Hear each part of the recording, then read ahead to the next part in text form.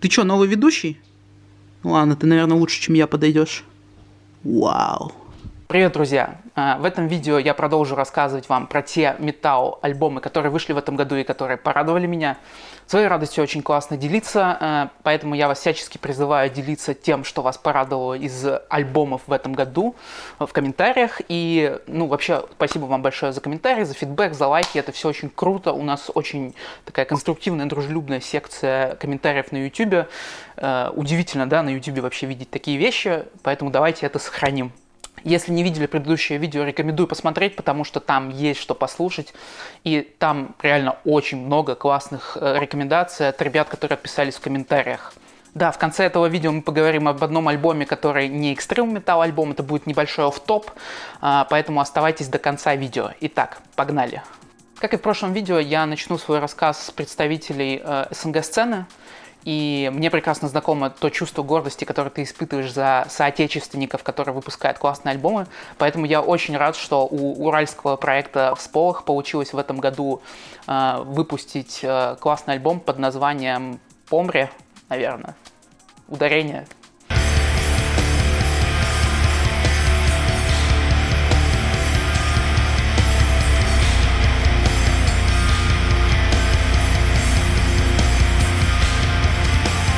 Это меланхоличный, размеренный блэк-метал, в котором отлично чувствуется наследие СНГ-сцены. Такая музыка всегда, как мне кажется, звучит более искренне именно в меланхоличных тонах, потому что у наших ребят отлично передать всем нам знакомое чувство такой русской тоски.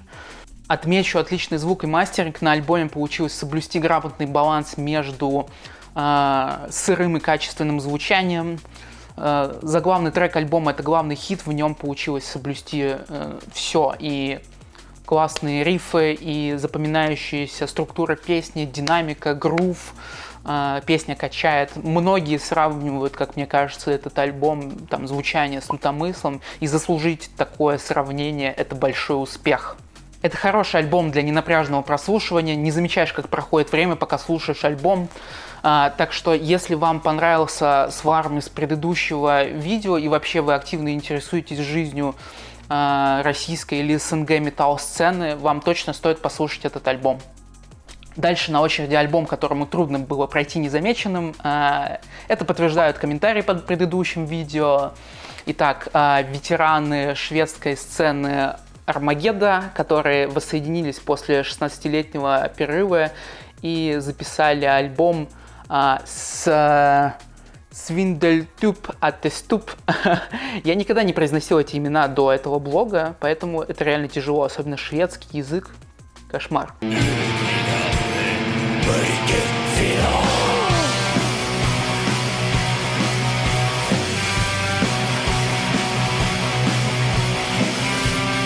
В общем, я знал про существование этого проекта долгое время, но никогда особо его не слушал. И это нормально, учитывая гигантское количество музыки, которая есть в жанре и вообще в целом. Сложно слушать все подряд, так что я думаю, что классно, что выход этого альбома — это отличный повод познакомиться, собственно, с проектами, за что его ценят. Как я сказал, в последний раз этот проект выпускал альбом 16 лет назад, в 2004 году, и тут есть маленькая прикольная деталь: на обложке этого альбома встроена обложка предыдущего альбома. Ну что вообще из себя представляет этот альбом? Это классический шведский блэк-метал, среднетемповый, с характерными рифами, и мне реально потребовалась парочка прослушиваний, чтобы врубиться в этот альбом. Тут надо задать некий контекст. Я на самом деле не особо сильно люблю шведскую сцену блэк-металла и не так много ее слушаю. Наверное, единственные группы, которые я более-менее слушаю регулярно, это Funeral Mist, Arcanum и Dissection. Поэтому, стандартный шведский блэк-метал сходу мне, наверное, не очень заходит. Я очень рад, что я дал шанс этому альбому, потому что во второй половине он преображается, и там появляются те рифы, которые реально въедаются в голову.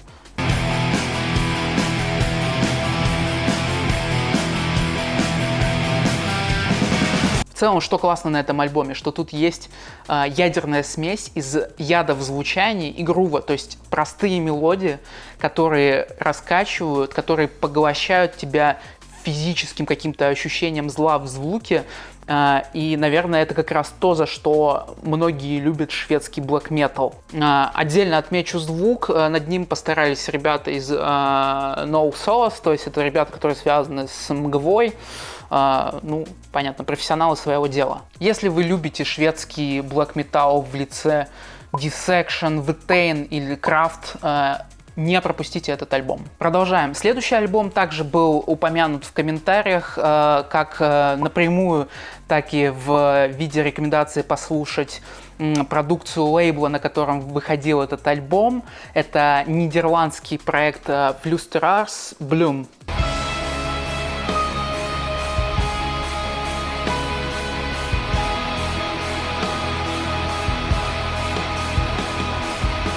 Нидерландская сцена, по моим ощущениям, не очень известная. Из тех проектов, которые я сходу могу назвать, это, наверное, только Урфауст. Необычная для black metal обложка, да и само название альбома переводится как «Цветы». Но, с другой стороны, если так подумать, маг — это отличная метафора на такие понятия, как сон и смерть. Поэтому классно, что такой нетипичной обложкой альбом может вызвать те ассоциации, которые ты привык получать от black metal.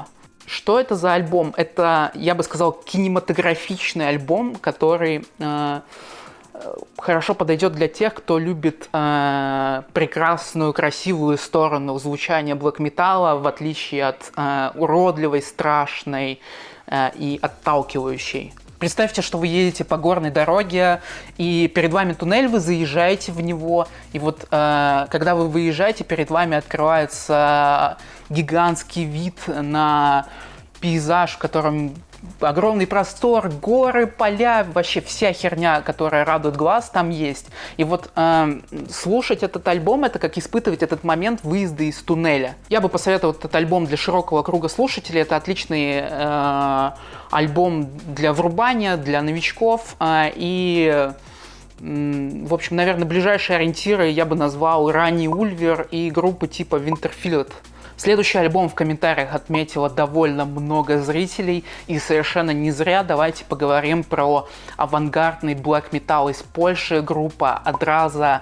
Альбом называется «Rzeczą». Сложно выбрать какой-то один сэмпл, один кусок из альбома, который бы хорошо характеризировал звучание этой группы, потому что он безумно разнообразен, и там встречаются как понятный современный black metal в виде...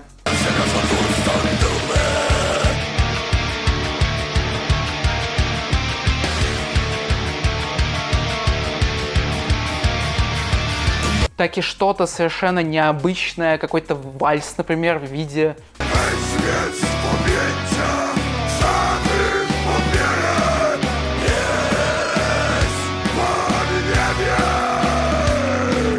Это безумный, разнообразный, креативный альбом, который, как мне кажется, для многих будет либо музыкальным открытием, либо будет вызывать полное непонимание. Я пробивался довольно долго через броню этого альбома и очень рад, что у меня получилось это сделать, потому что по итогу этот альбом стал, наверное, одним из самых любимых за этот год.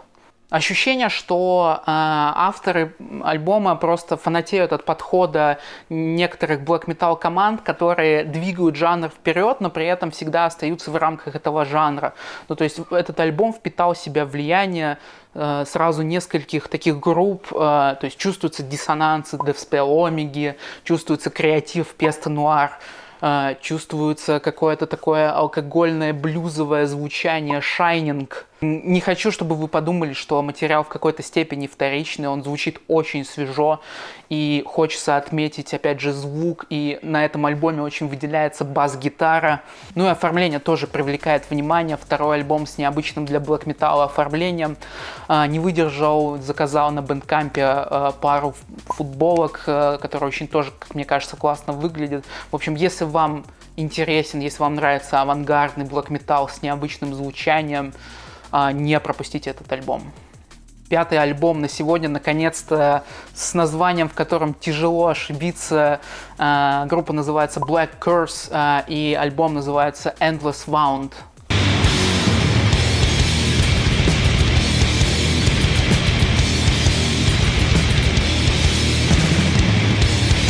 Это американский дэз-метал с легким оттенком блэк-металла. Обычно на такую музыку кладут теги в духе war metal или god metal, но конкретно в данном случае, как мне кажется, не хватает определенной эстетики. Ну что сказать, это злющий и бескомпромиссный альбом с олдскульным звучанием, во многом за счет обработки вокала, ну то есть безумное количество реверба, эхо, которое просто работает как машина времени, которая отправляет тебя в прошлое, в 90-е.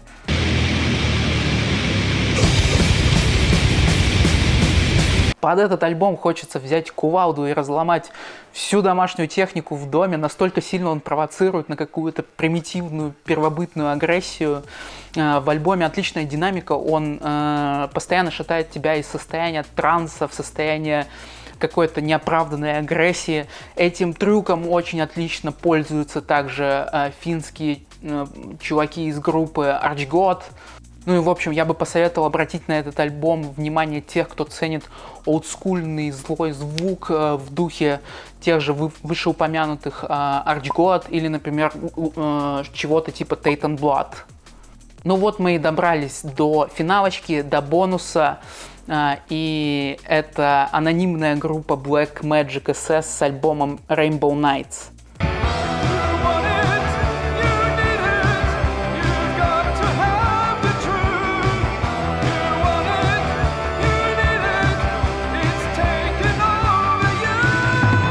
У альбома совершенно безумная концепция и оформление, и это отталкивает реально многих потенциальных слушателей.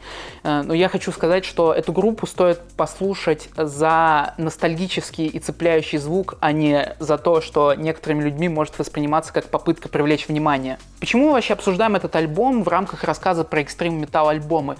Дело в том, что по многим параметрам лейбл, лоу-файное, сырое звучание, вокал, какая-то, опять же, эстетика культная и эзотерическая.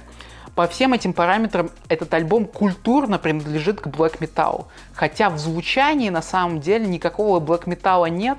Альбом состоит из музыкальных экспериментов над множеством различных жанров, которые были популярны в конце 70-х, начале 80-х. Это психоделический рок, хэви-сай, новая волна британского хэви-металла, синт-поп и так далее. Самая главная ценность этого альбома — это въедающиеся в мозг хитовые песни. Это песни, которым хочется подпевать, это песни, которые вызывают искренние эмоции. И это очень неожиданно для альбома с такой концепцией. Под эту музыку хочется витать в каком-то другом времени и пространстве, благо концепция альбома этому позволяет. И, неважно, какой вы выбираете способ путешествовать в это сложное время, этот альбом точно вас отправит куда-то туда, где вы еще не были. Большое спасибо, что дослушали до конца. Я надеюсь, что у меня хватит сил выпускать видео чаще, чем раз в 4 месяца. Все это благодаря вашим комментариям, вашему фидбэку. Поэтому продолжайте, пишите. Мне очень интересно общаться с вами. Скажите, что вам интересно, о чем рассказать. И надеюсь, скоро увидимся. Пока.